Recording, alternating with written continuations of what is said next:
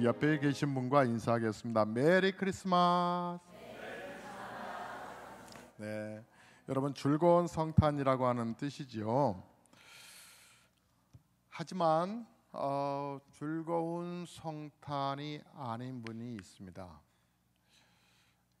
지난 월요일 날 우리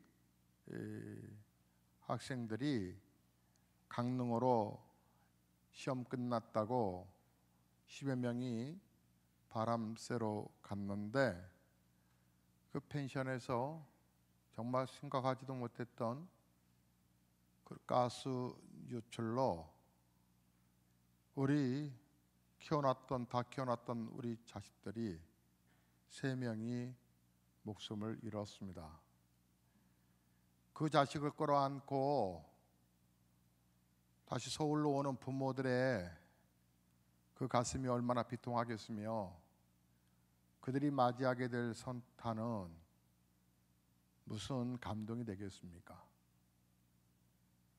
그런가 하면 5주간의 이 차가운 날씨 속에 나라 지킨다고 군대 보낸 아들 5주째 이제 훈련 끝나서 가족들 면회 시간에 바리바리 음식 싸가지고 누나들도 또 엄마 아빠도 사병의 또 여자친구도 함께 면회를 즐겁게 하고 사병이 애인에게 여자친구에게 마음을 담아서 훈련 중간중간에 썼던 편지들 그 편지 받고 돌아오는 길에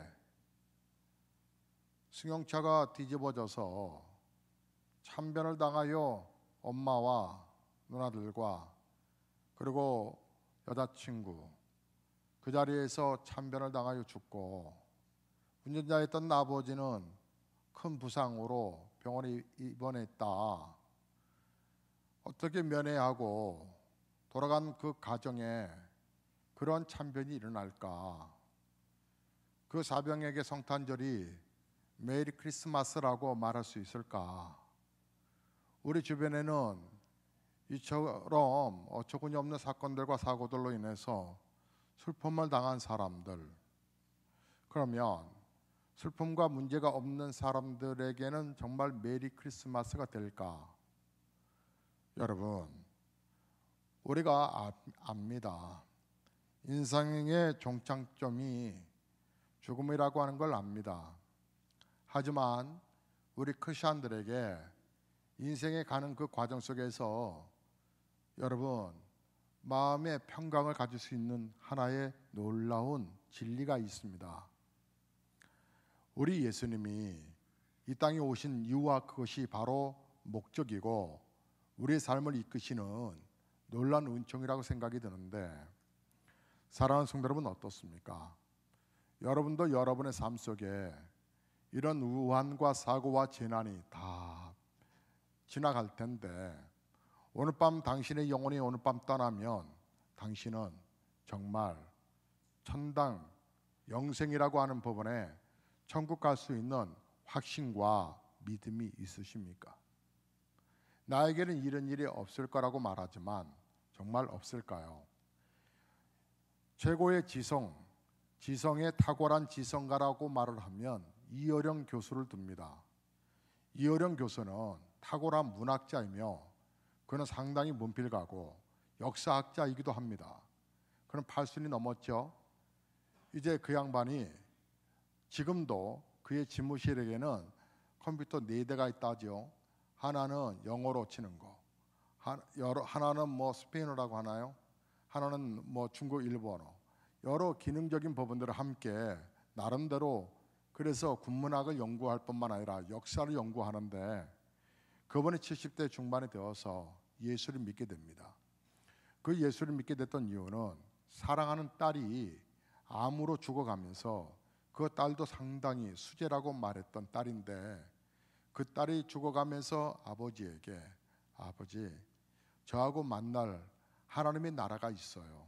저는 비록 이 땅을 떠나가지만 영원히 사는 하나님 나라가 있어요. 예수님 믿었어요. 그의 논리적으로, 그의 이성적으로, 그의 지성적으로 예수 그리스도는 4대 성인으로 부가했던 그에게 어느 날 생명의 주로 그에게 다가옵니다. 그래서 예수를 믿고 그가 작정하여 세례를 받아 교회 다닌다고 하는 소식을 그의 후배들이 듣고서 아유, 교수님도 나이 들어서 이제 인생이 끝날 날이 다가오니까 두려우신가 보지요 라고 비아냥거릴 때 아닐세, 내 마음을 열어 그 주님을 영접했더니 그분이 나를 이렇게 받아주셨네. 내가 이제 영원히 사는 영생의 의미와 신앙생활의 의미가 뭔지를 아네. 아니, 아무리 그렇다지만 최고의 지성이신 교수님이 그 어린 풋내기 그 목사에게 설교를 들으며 쪼그려 앉아있는 모습을 생각해 보면 너무 웃깁니다 라고 말할 때 아닐세, 세상의 지식은 지식으로 끝나지만 설교는 하나님의 영생의 말씀을 보내주는 것이기 때문에 나는 그 말씀을 논리적으로 받아들이지 않네, 말씀 그대로 믿는 거지 하시면서 남은 생애를 하나님의 은혜 속에 살아간다고 합니다. 여러분, 성탄절이 우리에게 기쁜 이유는 우리에게 영생이라고 하는 이 영생을 보장해 주시는 놀라운 문을 열어놓으셨기 때문에 그렇습니다. 다시 한번 묻겠습니다. 여러분은 오늘 밤 세상을 떠나게 되면 여러분의 영혼이 천국 갈 자신이 있으십니까? 여러분, 오늘 성경의 말씀에는 동방박사들이 등장합니다. 예수님의 탄생에 있어서 동방박사의 등장이 왜 이렇게 중요하게 될까? 이들은 분명히 이방인들이었을 것입니다. 그들은 이방인임에도 불구하고 구세주를 찾아 그를 왕으로 섬긴 일을 소중하게 그의 사역에 중요한 것으로 여겼습니다. 동방박사들, 그들은 누구인가? 동방박사들이 누구이며 그들이 어디서 왔으며 그들의 신분은 무엇이며 그들이 어떻게 구세주 탄생하심을 알고 예루살렘까지 찾아왔는가에 대해서는 아무것도 아는 것이 없습니다. 구약에서 동방이라고 하는 지역은 예루살렘을 기점으로 해서 바벨론 지방을 뜻합니다. 이 바벨론 지역은 바벨론이 망한 후에도 메데바사가 계속 다스려 왔고 그들의 지도자들이 장구한 시간 동안에 계속 영역을 지켜왔었던 지역이었습니다. 물론 남유다와 북이스라엘이 이렇게 나눠져 있을 때 바벨론의 침공으로 인해서 많은 크리스천들이, 유대인들이 끌려갔었습니다. 포로로 끌려가서 많은 사람들이 그 바벨론 지역에 살고 있었습니다. 대표적으로 다니엘이라든지 여러분 들어보셨던 에레미야, 에스겔, 아사라, 에스라, 니에미야 등 위대한 종들이 그 왕의 측근에서 왕의 신임과 총애를 받으며 나라를 치리하기도 했고 혹은 도를 다스리기도 했습니다. 바벨론이나 메데바사는 임금의 직속으로 박사라고 하는 직책이 주어진 사람들이 있었는데, 박사란 지위는 오늘날 지성에, 지식에, 또 어떤 학문적인 전문적인 연구에서 얻어진 학위라고 하는 것이 아니라 왕 앞에 존귀한 직분으로 대개가 점쟁이, 박수, 점성가들 중 그들의 어른격에 해당하는 사람들에게 주어진 명예로운 칭호가 박사였습니다. 느부갓네살 왕은 다니엘에게 그를 박수장이라고 하는 칭호를 부여할 정도로 그 직분에는 특별한 예언자라고 하는 그런 격으로 왕 앞에 존귀한 것이었습니다. 예루살렘에 찾아왔던 박사들, 이 또한 그들이었습니다. 별을 보고 그를 경배하러 왔노라고 한 말 그대로 이들은 별을 연구하면서 하늘의 징조를 보고 점수를 치는 일종의 이방 예언자였음을 역사적으로 우리가 추적해 볼 수가 있습니다. 우리는 이 사람들이 평소에 그렇다면 하나님을 섬겨온 사람들이었었을까라고 하는 의구점도 듭니다. 그들이 찾아온 인물은 유대인의 왕이었기 때문에 그렇습니다. 이 왕은 물론 그들이 예루살렘에서 만난 헤롯 왕이 아니라 하나님이 언약하신 메시아임을 그들은 너무나도 잘 알고 있었다고 하는 사실에서 그들은 이스라엘이 섬겨온 여호와 하나님을 믿는 이방인이었다라고 하는 것을 알 수 있는 것입니다. 바벨론 지역에는 많은 이방인들이 하나님께 대한 경외심을 가지고 두려워했다라고 하는 사실을 성경에서 찾아볼 수 있습니다. 느부갓네살 왕이 자기가 다스리는 바벨론의 전국 각처에 보낸 조서의 내용의 한 가지만 찾아봐도 이러합니다. 느부갓네살이 말하여 이르되 사드락과 메삭과 아벳느고의 하나님을 찬송할지어다. 그가 그 사자를 보내사 자기를 의뢰하고 그 몸을 버려서 왕의 명을 거역하고 그 하나님 밖에는 다른 신을 섬기지 아니하며 그에게 절하지 아니하는 종들을 구원하셨도다. 그러므로 이제 내가 조서를 내리노니, 즉 어명을 내리노니 각 백성과 나라와 각 방언하는 자가 무릇 사드락과 메삭과 아벳느고의 하나님께 고백하라. 사람을 구원할 다른 신들이 없습니다. 다니엘서 3장 28절과 29절에 말할 정도로 이런 사실로 볼 때 동방에서 왔다라고 하는 바벨론이나 메데바사에는 이처럼 많은 이방인들 중에 이스라엘의 하나님께로 돌아오는 사람들이 있었었구나라고 하는 것을 역사적으로 보여주는 말씀인데, 아기 예수를 찾아 나선 이 동방 박사들도 이처럼 이스라엘의 하나님을 믿고 섬겨온 사람들이며 그들은 이스라엘의 백성들이 소유하고 있는 성경을 깊이 연구하여 메시아에 관한 올바른 지식과 신앙을 가지고 있었음을 우리에게 보여주고 있습니다. 이들은 메시아에 관한 성경적인 연구를 하면서 메시아로 인한 구원에 대한 뜨거운 열망으로 그의 태어나심을 간절히 바라고 있을 때 하나님께서 그들에게 하늘의 별을 그 이상을 보여주셨고 이들이 그 같은 징조를 바라보며 기뻐하고 예루살렘을 찾았다라고 하는 것입니다. 여러분, 우리가 성탄절을 소중하게 귀하게 여기는 것은 구약의 성경에 예언됐던 그 예언의 성취가 이루어졌다고 하는 그 감격 때문에 그런 것입니다. 이 동방 박사들은 그들의 연구한 바에 따라서 이스라엘의 왕으로 오신 메시아는 유대 땅에 아기의 몸으로 태어날 것이라고 하는 예언을 알았기 때문에 멀리서 이 왕께 경배하라고 예루살렘을 찾아온 것입니다. 이처럼 하나님은 하나님의 말씀을 연구하며 그의 인도하심을 바라는 모든 사람들에게 가까이 하시고 그들을 구원의 길로 인도하신 하나님이신데, 이들이 메시아를 찾은 일은 우리에게 정말 특별히 성탄절을 맞이하는 우리에게 얼마나 많은 교훈을 주는지 모릅니다. 우리들 신앙생활에 정말 이 메시아를 우리도 맞이하기 위하여 아낌없는 시간을 바쳐가는가?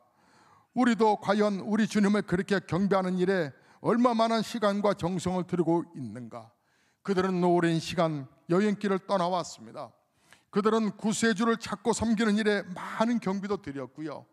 우리들은 과연 동방 박사들과 같은 믿음과 소망을 가지고 주님을 찾는 일에, 맞이하는 일에 힘을 쏟고 있는가 돌아봐야 되겠습니다.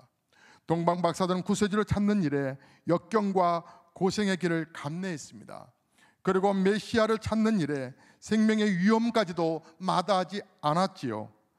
여러분, 우리들도 이 동방 박사들의 아름다운 신앙을 본받아서 주님을 진심으로 섬기고 간절함으로 찾아 그들처럼 주님을 만나 우리 주님 아기 예수께 진실한 경배를 드려야 되지 않겠습니까? 여러분, 동방 박사들이 성경의 말씀에 따라 아기 예수를 찾아왔습니다. 동방 박사들은 먼저 유대인의 왕으로 나신 이를 찾았다고 성경에는 말하지요. 동방 박사들은 예루살렘까지는 왔지만 왕의 출생지에 대해서는 알 수가 없었습니다. 그래서 4절을 보면 왕이 모든 대제사장과 백성의 서기관들을 모아 그리스도가 어디서 낳겠느냐 물으니 5절에 이르되 유대 베들레헴이오니 이는 선지자로 이렇게 기록된 바 하면서 유대 베들레헴에서 날 것이다라고 그렇게 얘기를 했습니다. 그러니까 예루살렘 납비들을 만나서 왕의 출생지에 대해서 묻게 된 건데, 박사들은 베들레헴에서 메시아가 출생지라고 하는 사실을 알게 되었고 오히려 헤롯 왕의 안내를 받아서 베들레헴으로 발길을 옮겨서 메시아를 찾아 나선 것입니다. 박사들이 왕의 말을 듣고 베들레헴으로 갈 때 안타까운 것은 그것을 얘기하는 랍비들, 제사장들은 알면서도 그 아기 예수를 경배하러 가지 않습니다. 우리가 성경을 알고 신앙생활을 한다 하면서 대제사장 같이 랍비들 같이 이렇게 신앙이 굳어질 수 있습니다. 오히려 이방인이었던 동방 박사들은 아기 예수를 찾으러 옵니다.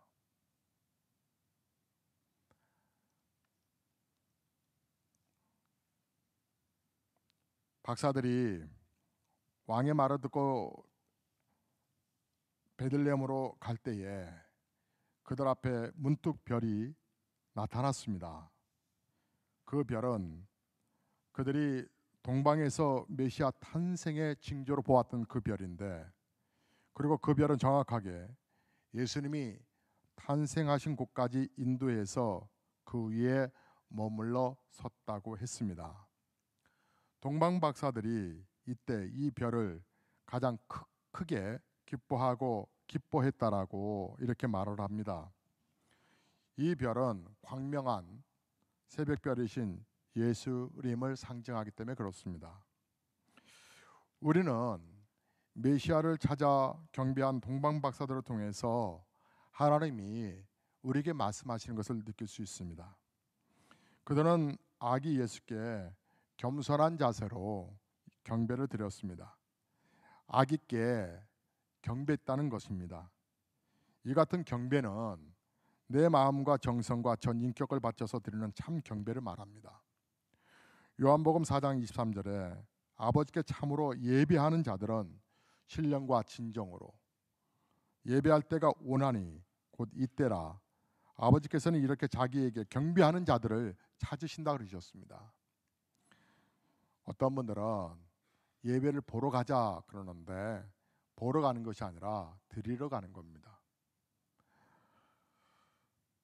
다음에 동방 박사들은 유대인의 왕을 찾아오는 일들에 그들은 가슴에서 소중한 것들을 꺼냅니다.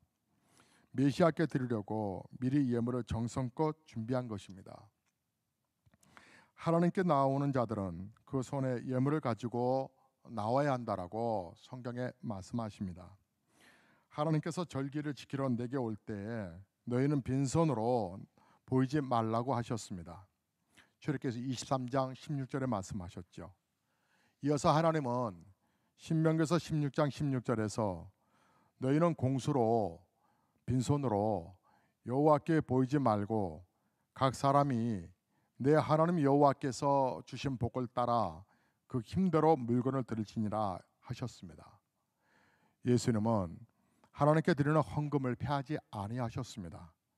오히려 가난한 과부의 헌금을 칭찬하심으로 힘을 다하여 헌금할 것을 가르쳐 주셨습니다. 마태복음 12장을 보시면 우리 예수님께서 헌금을 칭찬하신 내용이 나와 있죠. 동방 박사들이 드린 세 가지 예물이 특별합니다. 황금과 유향과 몰약이라는 것인데, 이 세 가지의 공통점이 있다면 모두 당시에 귀하고 값진 것이라고 하는 사실입니다. 먼저 황금은 여러분 인간 세상에서 가장 귀한 보화를 의미합니다. 그래서 돈 있는 집들은 달러를 모으는 게 아닙니다. 돈 있는 집들은 돈으로 황금을 사서 비축해 놓습니다. 왜냐하면 시대와 세월이 흘러도 변하지 않을 뿐만 아니라 항상 시대가 바뀌어도 황금은 제 가치를 발휘하기 때문에. 근데 이 당시에도 황금은 소중했을 겁니다. 황금을 하나님께 드렸다라고 하는 것은 자신의 가장 귀중한 것을 하나님께 드렸음을 의미합니다. 주님께 드리는 예물에 대해서 여러분 인색해서는 안 됩니다. 사람에게 선물하기조차 부끄러운 예물을 하나님께 바친다면 이런 예물은 하나님을 기쁘시게 해드릴 수 있는 예물이 될 수가 없습니다. 여러분 오해 없이 들으세요. 하나님은 말라기서를 통해서 너희가 더러운 떡을 나의 단에 드리고도 말하기를 우리가 어떻게 주를 더럽게 하였나이까 하는도다. 이는 너희가 주의 상은 경멸히 여길 것이라 말함을 인함이니라. 만군의 여호와가 이르노라. 너희가 눈먼 희생으로 드리는 것이 어찌 악하지 아니하며 저는 거 병든 것으로 드리는 것이 어찌 악하지 아니하냐. 이제 그것을 너희 총독에게 드려보라. 그가 너를 기뻐하겠느냐, 너를 기쁘게 받아주겠느냐. 말라기서 1장 7절에서 8절에 말씀합니다. 또한 동방 박사들이 가운데서 또 한 사람은 유향을 드렸다고 합니다. 굳이 예수님께 보화를 드렸다라고 하는 법원의 품목을 얘기하는 이유는 그 품목 속에 담겨져 있는 의미가 있기 때문입니다. 유향은 분향하는 곳에 쓰이는 가장 귀한 기름인데 유대인의 왕으로 오신 예수님은 바로 기름 부으심을 받은 그리스도이신 것을 상징하는 것입니다. 유향은 외국에서 생산되는 기름이요 엄청나게 값이 비쌌기 때문에 마리아나 요셉에게는 이런 기름이 있을 리가 만무합니다. 동방 박사들이 아기 예수께 유향을 드린 것은 기름 부으심을 받을 왕으로서의 예수님께 대한 신앙 고백을 의미하는 것일 수도 있기 때문에 그렇습니다. 우리는 주님을 그의 이름에 합당하게 영접하며 합당하게 섬겨야 하는 것입니다. 여러분, 몰약이라고 하는 또 예수님께 드린 귀한 예물이 있습니다. 몰약은 향초에서 흐른 것을 말린 것이라 합니다. 그 모양은 마치 꿀처럼 된 것도 있고 기름처럼 유하게 된 것도 있습니다. 몰약은 그 향이 매우 향기로운데 이에 대해서 아가서에는 신부를 찬양하는 왕이 그에게 몰약과 유향과 모든 귀한 향품이라고 그랬습니다. 아가서 4장 12절과 15절에 보면 나의 신부는 잠든 동산이요 덮은 우물이요 봉한 세미로구나. 내게서 나는 것은 석류나무와 각종 유향목과 몰약과 침향과 모든 귀한 향품이요 너는 동산의 샘이요 생수의 우물이요 내 반에서 흐르는 시내로구나. 자, 거기에서 등장하는 몰약입니다. 이 같은 황금이나 유향이나 몰약의 가치는 그 당시 화폐보다도 귀했으므로 박사들은 외국에서 가장 소중한 것으로 미리 준비해서 먼 길을 가지고 와서 예수께 그 폼에서 꺼내 예수님께 정성껏 드린 것입니다. 그들은 이 예수가 자기들이 소중하게 여기는 것보다 더 귀하신 분이라고 생각해서 그들은 준비했던 것입니다. 사랑하는 성도 여러분, 지난 월요일에 이런 정말 충격적인 이 사건 사고 앞에서 여러분의 자녀가 그날 여러분은 어떻게 보이셨습니까? 변사체로 죽어버린 자식들을 바라보는 부모의 심정으로 여러분의 자녀를 한번 보시면서 다행이다. 자녀들은 내 부모 옆에 큰 사고 없이 옆에 계신 거에 대해서 여러분 깊은 감사를 드려보셨나요?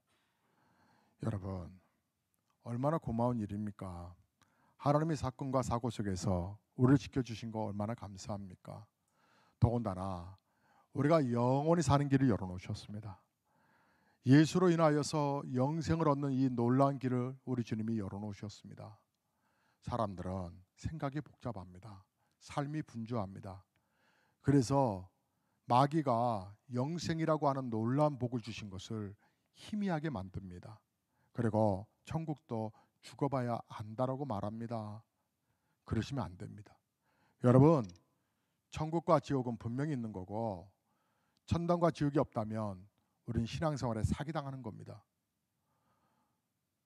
그러나 진리가 하나입니다. 사람들은 여러 종교가 있으니 진리도 여러 종교가 있다고 말하지만 성경에는 아주 단호하게 말합니다. 천하 인간의 구원 얻을 만한 다른 이름이 없다고, 예수 외에는 다른 길이 없다고. 우리 주님이 직접 말씀하셨습니다. 내가 곧 길이요 진리요 생명이니 나로 말미암지 않고는 아버지께로 올 자가 없느니라고. 그래서 우리는 설레임으로 나의 영생의 길을 열으신 우리 하나님께 감사와 감격을 고백하고 있는 것입니다. 사람들은 여러 종교 가운데서 종교도 자유가 아니냐고 선택하는 것도 자유가 아니냐고 말할 수 있습니다. 하지만 그것은 일반적인 얘기들입니다. 예수를 몰라서 그렇습니다. 예수를 몰라서 모두가 다 같은 종교로 생각합니다. 그렇다면 정말 다른 종교에도 구원이 있다라고 얘기하는 것이 여러분에게는 어떻게 들릴지 모르지만 성경의 가르침을 그대로 말씀드린 것뿐입니다. 다른 길에도 구원이 있다면 예수님이 이 땅에 오실 이유도 없고 내 죄를 대신해서 십자가 죽으실 일도 없습니다. 그 예수는 나를 사랑해서 이 땅에 오신 메시아이신데, 그래서 예수 외에 다른 구원의 길이 없고 이 예수님의 이름으로 기도할 때마다 능력과 권능이 나타난 이유는 그분이 살아 오늘도 우리의 삶의 왕의 주인으로 계시기 때문에 그런 것입니다. 저는 사랑하는 성도 여러분, 이 예수 앞에 여러분이 다시 잃어버렸던 신앙이 회복되기를 바라고 갈등하지 않으셨으면 좋겠습니다. 혹시 자녀들이 종교는 자유라고 말합니까? 그러면 말씀하십시오. 그리고 그 자녀를 붙들고 우십시오. 야, 종교가 자유가 아니라 이 길밖에 없어서 그런 거야. 구원의 길이 다른 길이 있다면 다른 길이 있으니까 잘 찾아보라고 말을 하겠지. 구원의 길이 하나야. 너 이 길로 가면 영원한 지옥이야. 지옥으로 가는 열차를 태워보낼 수는 없지. 너가 아직 예수를 안 만나서 그래. 예수는 생명이야. 종교는 선택이 아니야. 여러 종교 가운데 하나가 아니야. 종교는 자유가 아니야. 너는 예수 똑바로 믿어야 돼. 그 말이 자식에게는 귀찮은 메시지로 들릴지라도 여러분이 양보해서는 아니 됩니다.